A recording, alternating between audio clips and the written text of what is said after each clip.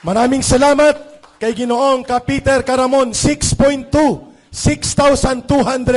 live viewers. Kung isasama ang mga independent vloggers, aabot po tayo ng malapit-lapit na sa 100,000 ang nanonood live ngayon. Kasama po ang independent na mga patriotic and pro-people vloggers group. Bago ang open forum at reaksyon mula sa urban poor at maralitang mga mamamayan, tayo po'y kinatigan ng Korte Suprema doon kay Ginoong haka-haka nang siya po'y dinisiplina muli nang sinasabi niya, imaginasyon lang ang kahirapan na nararanasan ng mamamayang Pilipino.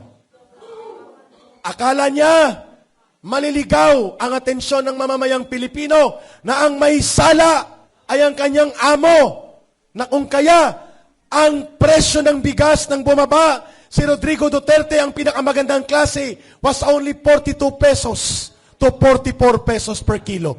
Ngayon, ang bigas na 42 pesos ay makikita mo na lamang na ipinapakain sa mga alagang hayop, hindi na makakain ng tao. Ang matinong bigas ay umaabot ng 60 to 65 pesos per kilo.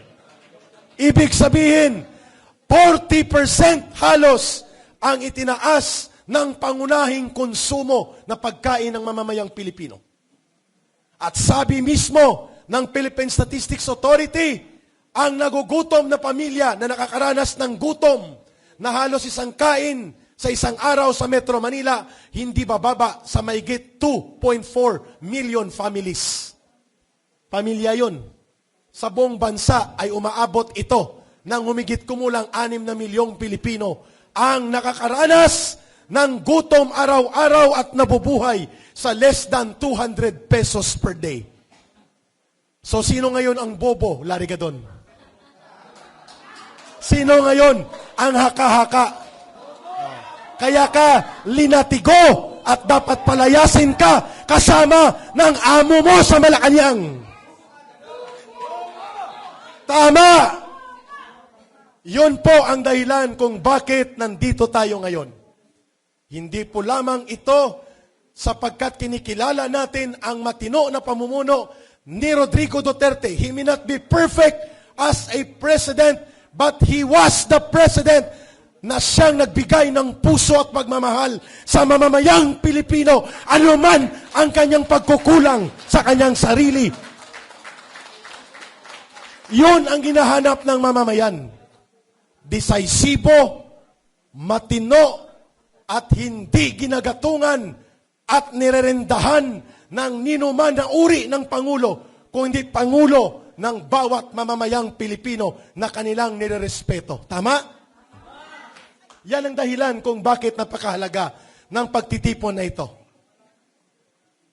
Ang iisang agenda na nakikita natin ngayon nagkaroon ng kaguluhang pampolitika sapagkat ayaw na nilang bumaba sa kapangyarihan. Kaya maagang inatake si Sara Duterte. Maagang winasak ang mga Duterte because the only real political threat to the continuation and perpetuation of power of the Marcoses ay ang mga Duterte. Iyon ang dahilan kung bakit maagang nagkaroon ng special operations attack laban kay Sara Duterte. At ang daming nadamay. Unang nadamay, SMNI. Pangalawang nadamay, Pastor Quiboloy. At ngayon, Rodrigo Duterte. At ngayon, Baste Duterte.